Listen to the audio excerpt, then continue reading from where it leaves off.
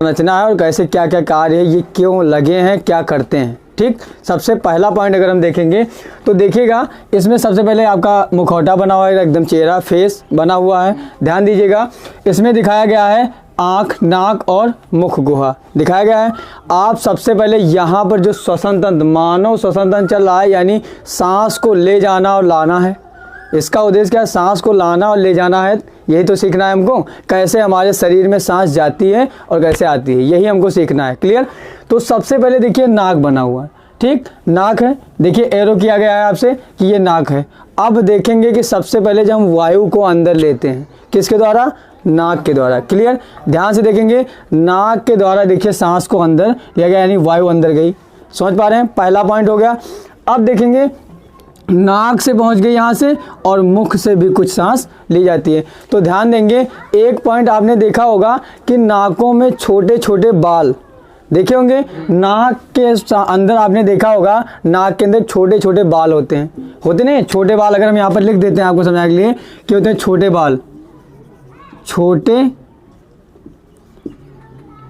बाल देखेंगे। छोटे बाल, उन्हें क्या कहा जाता है? उन्हें कहा जाता है श्लेष्मा। क्या कहा जाता है? श्लेष्मा के नाम से जाना जाता है। ध्यान दीजिएगा ये क्यों लगे होते हैं, सबसे पहली बात। और आपने एक बात और नोटिस की होगी कि जो होता है आपके नाक के अंदर जो नासा द्वार है उसके अंदर देखा होगा कि हल्का गीला, मतलब अगर समझेंगे थोड़ा सा द्रव रूप में होता है, अंदर की स्थिति होती है, नहीं होती है। ये दो कंडीशन क्यों होती है ये बात जान लीजिए, बहुत इंपॉर्टेंट है। जैसे हमारे नाक यानी नासा द्वार से जब वायु जाती है, अंदर प्रवेश करती है वायु, तो क्या होता है? कुछ धूल के कण रहे होंगे साथ में, होते नहीं होते हैं? क्योंकि बाहरी कण होते हैं जो अशुद्धियों के रूप में यानी गंदगी होती है, उन्हें अगर सांस जा रही है तो वायु तो वैसे जाएगी, कहीं व्यवस्थित अच्छे ढंग से तो जाएगी नहीं, साफ सुथरा होकर के, है ऐसा कि नहीं? तो वो जो बाल लगे होते हैं वो उन कणों को अंदर जाने से क्या करते हैं? रोकते हैं। और यानी गीली होने का मतलब अगर कोई कण जा रहा है तो उसी में चिपक जाता है। समझ पा रहे हैं? और ताकि शुद्ध वायु क्या होती है, लगभग मैक्सिमम, हम 100% नहीं कह सकते हैं कि सारी शुद्ध वायु ही अंदर जा रही है, कुछ गंदगी तो जाएगी ही जाएगी। समझ पा रहे हैं? तो यानी कि बात करेंगे तो उसी वजह से क्या होती है, ये उसमें सहायक होता है कि जो कण है, जो गंदगी है, वो आपके शरीर के अंदर ना पहुंचे। समझ में आए? तो ये श्लेष्मा और ये कैसे छोटे बाल होते हैं, लगे होते हैं, क्या मतलब होता है, समझ गए? क्लियर? वायु प्रवेश कर चुकी है नाक के अंदर, ऐसा समझेंगे। नासा द्वार द्वारा प्रवेश अंदर जाती है, किसके द्वारा? नाक के नासा द्वार से अंदर प्रवेश करती है। बात समझ में आई? उसी के नीचे होता है मुख गुहा। मुख से जाने वाली वेव से भी सांस जा सकती है, ऐसी बात नहीं है, जा सकती है। ठीक है, लेकिन अगर सांस लेने का काम है तो नासा द्वार से ही लिया जाएगा। समझ पा रहे हैं?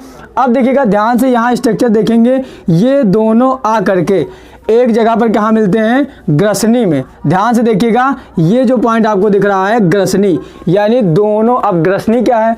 पॉइंट देखेंगे ग्रसनी क्या है, समझेंगे, बहुत इंपॉर्टेंट है। ये दोनों यानी मुख गुहा का रास्ता आया और नासा द्वार का आया, और यहाँ करके देखिए ग्रसनी के सामने एक जैसा दिख रहा है। बात समझ पा रहे हैं? क्लियर? अब देखेंगे यानी सबसे पहले आपको क्या मिलती है? ग्रसनी।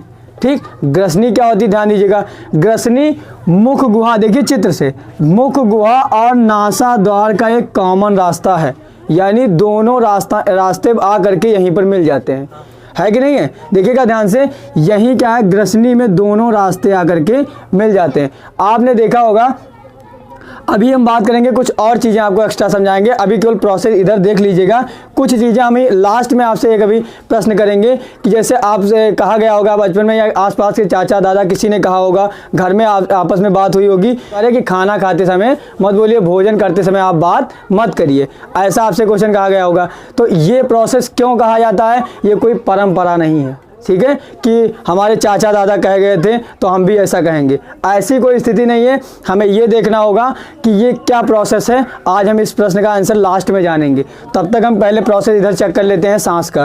क्लियर? तो देखेंगे सबसे पहले ये ग्रसनी में कॉमन रास्ता हुआ, ठीक, उसके बाद एक दिखा होगा आपको बना हुआ है फिगर में, ये गोले टाइप का हल्का सा, ठीक, इसको कहते हैं कंठ या स्वर यंत्र। क्या कहते हैं? यानी ग्रसनी आप समझ चुके क्या है? कॉमन रास्ता है जो मुख गुहा और नासा द्वार को जोड़ता है। क्लियर? उसके नीचे होता है एक क्या होता है? कंठ, यानी आप ये भी यानी आप ये भी समझ चुके कि कंठ जो हमारा होता है यानी स्वर यंत्र होता है वो ग्रसनी के नीचे होता है। बात समझ में आई कि नहीं आई? ग्रसनी के नीचे होता है कंठ यानी कि स्वर यंत्र। ठीक, स्वर यंत्र को हम समझेंगे कि ये तो पहला पॉइंट हमें पता चल चुका है कि ये ग्रसनी के नीचे होता है। और अब हम बात करते हैं कि कंठ या स्वर यंत्र का क्या कार्य है। आपके शरीर से यानी मुख से कोई आवाज़ें निकलती हैं। सबसे पहला पॉइंट होगा जो कुछ आवाज़ें आती हैं वो आती हैं वायु से।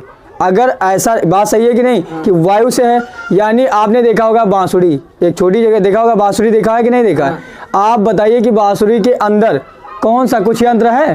कोई भी यंत्र नहीं है, केवल वायु का ही आना जाना है। इसीलिए क्या लग रहा है कि ये आवाज़ें आ रही है कि नहीं है? उसी प्रकार इसी शरीर को देख करके ये बांसुरी बनाई गई है। समझ पा रहे हैं? जो बांसुरी बनी है आपकी ये इसी आधार पर। अब ये होता कैसे है हम इसको थोड़ा अलग करके दिखाते हैं। जैसे ध्यान दीजिएगा, ऐसे बना लेते हैं, एक सेकंड मानते हैं, ये इस तरीके से ऐसे इस तरीके का सिस्टम आपने कभी सीटी वगैरह में देखा होगा। छोटी छोटी सीटियों में ऐसा पॉइंट पड़ा होता है, पतला पतला पड़ा होता नहीं, बताओ। अब देखिए आवाज़ें कैसे निकलती हैं। ये जब वायु अंदर से बाहर की ओर आती है, समझ पा रहे हैं? अंदर से बाहर की ओर यानी फेफड़े से वापस आ रही होगी, तो ये क्या करते हैं, ऐसे हाथ में ध्यान दीजिएगा, ये कंपन करते हैं आपस में, इस तरीके से कंपन करते हैं, यानी इसी कारण वो आवाज़ें निकलती हैं और अलग अलग आवाज़ें निकलती हैं। ये अलग अलग कंपन करते हैं, एक साथ मिल करके नहीं, ये दोनों अलग अलग कंपन करते हैं। इस तरीके से आपके शरीर से अलग अलग तरीके की आवाज़ें निकलती हैं। आपने देखा होगा अलग अलग तरीके की आवाज़ें आती हैं, समझ पा रहे हैं ना? इसी तरीके आप सीटी को देखेंगे तो उसके अंदर भी पड़ा होता है इस तरीके से। जब आप वायु बाहर फेंकते हैं तो क्या होती है, उसमें आवाज़ें अलग अलग तरीके से निकाली जाती हैं। क्लियर? जैसे सीटी कई तरीके से भी बजाई जा सकती है वायु के अनुसार, यानी कंपन करना होगा। बात समझ आई? तो ये हो गया आपका कंठ यानी स्वर यंत्र। बात समझ में आई कि कंठ और स्वर यंत्र क्या है? क्लियर? उसके नीचे आते हैं, देखिए एक लंबी पाइप आपको दिख रही है। इस रिंग को भूल जाइए, अभी मान लीजिए ये रिंग नहीं है, उसके बाद एक लंबी पाइप दिख रही है आपको, ठीक, ये वाली ध्यान देंगे। इसे कहा जाता है श्वास नली, मतलब जहाँ से सांस जाती है। ठीक, क्लियर? जहाँ से सांस जाती है। अब देखेंगे सांस जाती है, उसके ऊपर एक रिंग जैसी लगी हुई है। क्या लगी हुई है? रिंग बंधी हुई है, जकड़ के रखी है कि नहीं है?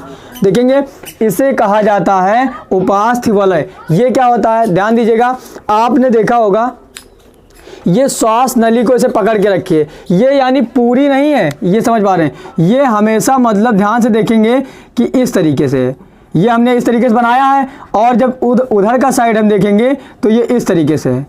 समझ पा रहे हैं? यानी इतना बाकी है, समझ पा रहे हैं? ये पूरा नहीं है, मतलब ये थोड़ा खुला हुआ है। जैसे आपने देखा होगा, ध्यान से देखेंगे, याद कीजिए, रेलवे प्लेटफॉर्म की पटरियों पर एक लगा होता है टेढ़ा टेढ़ा, थोड़ा लास्ट पॉइंट जो होता है वो खत्म होता है, मतलब वो क्या होता है, बाकी होता है, कटा होता है।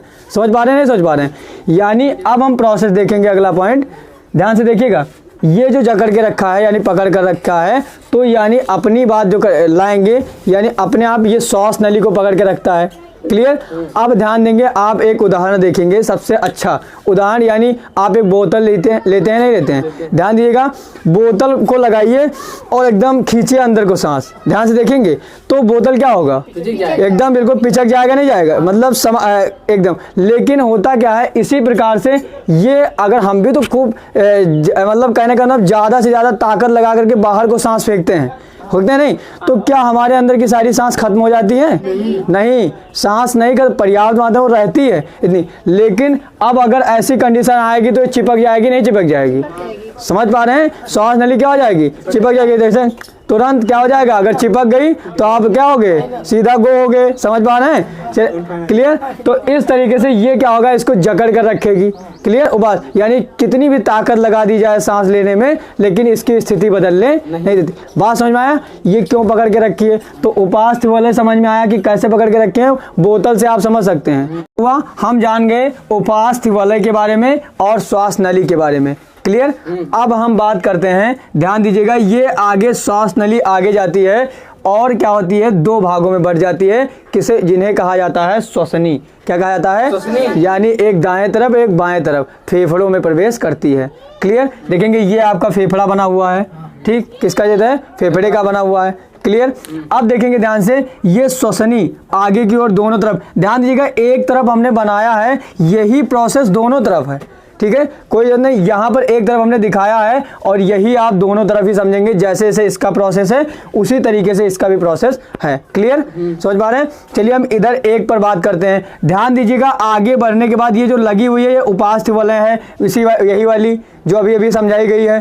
ठीक, ये केवल पूरे तरीके से नहीं है, केवल क्या है, श्वसनी को ही जकड़ करके रखी है, एकदम पकड़ करके। ठीक, अब देखेंगे आगे ये छोटी छोटी शाखाओं में बटी हुई है। देखिएगा ये श्वसनी जो है ये छोटी छोटी शाखाओं में बटी हुई है, तो इन्हें कहा जाता है श्वसिकाएं। समझ पा रहे हैं, श्वसनिकाएं कहा जाता है। क्या कहा जाता है, श्वसनिकाएं कहा जाता है। ध्यान दीजिए, ये लगभग क्या होती हैं, लगभग 3000 के आसपास इनकी संख्याएं होती हैं। क्लियर, लगभग 2-3 हज़ार इनको कह सकते हैं कि लगभग 2-3 हज़ार संख्याएं इनकी होती है। बात समझ में आ रही है। ठीक, देखेंगे अब बात करते हैं कि ये सारी चीज़ें जो हैं, इसके आगे देखिए, ये आगे फेफड़ों में अंगूर की गुच्छे के तरीके से खुली हुई हैं।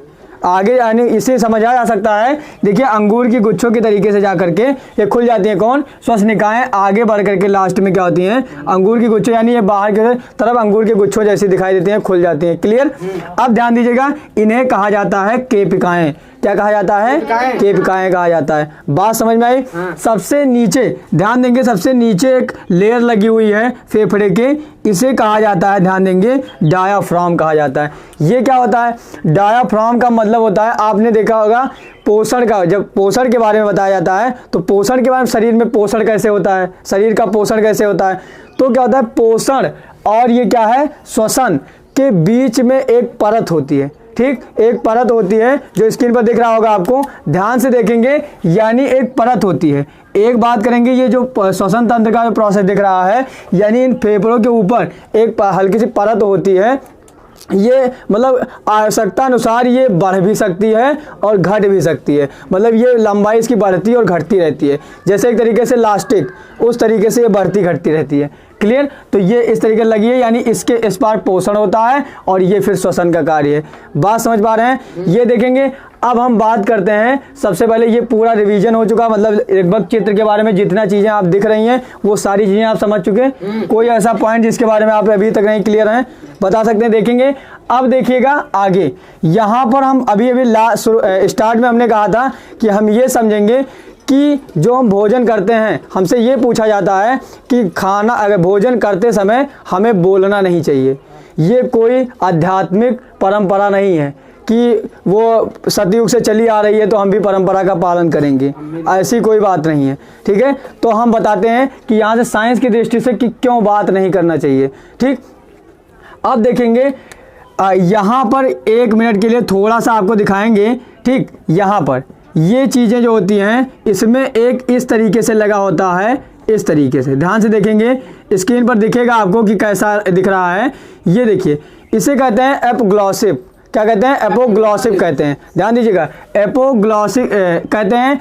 ये होता क्या है, जब आप एक बात और इसके साथ देखेंगे कि जो सांस नली जा रही है, इसी के समय भोजन वाली नली भी यही तो है। आपने देखा होगा कि तो भोजन वाली नली कहाँ है, उसको पूरा हमें पढ़ने की आवश्यकता नहीं, वो तो अलग की बात है, लेकिन हमें यहाँ दिखाना होगा कि क्या प्रोसेस है। आप जानते हैं इसी के साथ ही देखिए आई है भोजन वाली नली, तो देखेंगे कि इसके पीछे होती है, ये भोजन वाली जो नली होती है ये इसके पीछे होती है, इस तरीके से ध्यान समझेंगे। यहाँ पर जो भोजन वाली होती है और इसके पे ये यहाँ पर लगा हुआ है, जहाँ पर ग्रसनी के पास ये लगा होता है। क्लियर, अब देखिए, जब आप यहाँ से सांस ले रहे होते हैं, क्लियर, जब सांस आप साथ साथ लेंगे, बोलेंगे, ध्यान दीजिएगा, भोजन यहाँ से जा रहा है और अगर आप साथ साथ बोलेंगे तो वायु निकलेगी, नहीं निकलेगी, वायु निकलेगी तो ये क्या हो जाएगा, उठ जाएगा, ऊपर की ओर उठ जाएगा और साथ साथ आप क्या कर रहे हैं, भोजन कर रहे हैं। यानी तब ये देखिए, इस सांस नली में भोजन जाने का चांस हो जाता है कि नहीं हो जाता है। जैसे ये उठ जाएगा, एक ढक्कन नुमा होता है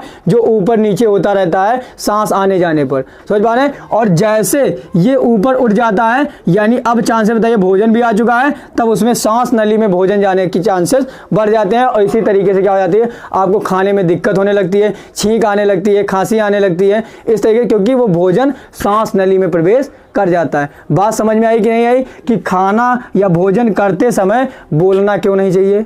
समझ पा रहे हैं क्यों बोलना नहीं चाहिए, बात समझ में आई। ठीक, यानी ये क्या होता है, ये अगर बंद रहेगा, इस पर पड़ा रहेगा, तो अगर आवाज़ नहीं करेंगे तो सीधा खाना भोजन वाली नली में प्रवेश कर जाएगा, क्योंकि ग्रसनी कॉमन जगह है, कॉमन पाइप है किसकी, नासा द्वार और मुख गुहा की। यानी भोजन और क्या कहते हैं सांस, दोनों कहाँ से प्रवेश करते हैं, ग्रसनी से। भोजन सांस जो है वो श्वास नली में और भोजन भोजन वाली नली में प्रवेश करता है। क्लियर, बात समझ पाए। तो इसलिए कहा जाता है कि खाना यानी भोजन करते समय बात नहीं करनी चाहिए। बात समझ में आई। अब देखेंगे एक बात और यहाँ पर रखते हैं, आप ये कुछ छूटा हुआ है, आप चाहें तो इस चित्र को आप पूरा कर सकते हैं, कोई दिक्कत नहीं है, लेकिन अब हम बात करते हैं इसमें कुछ और छूटा हुआ है। ध्यान से देखेंगे, पसलियाँ होती हैं, यहीं पर क्या होती हैं, पसलियाँ होती हैं। आप जानते हैं कि शरीर की जो ये ढांचा लगा हुआ है, इसी के अंदर सारी चीज़ें, अगर न्यासा है, फेफड़ा है, सब कुछ इसी के अंदर है। तो हम बात करते हैं, यहाँ पर आपने देखा होगा कि इस तरीके से बना होगा, कुछ ऐसे तरीके से बना होता है कि नहीं बना होता है, आपने देखा होगा, इस तरीके से बना होता है कि नहीं बना होता है, गोला टाइप का बना होता नहीं, इसे कहते हैं पसलियाँ। क्या कहा जाता है, पसलियाँ कहा जाता है, यानी पसलियाँ होती हैं। सही में देखा होगा आपने, स्ट्रक्चर वगैरह आपने एक्सरे में देखा होगा, इस तरीके से ये पसलियाँ होती हैं जो लगी होती हैं।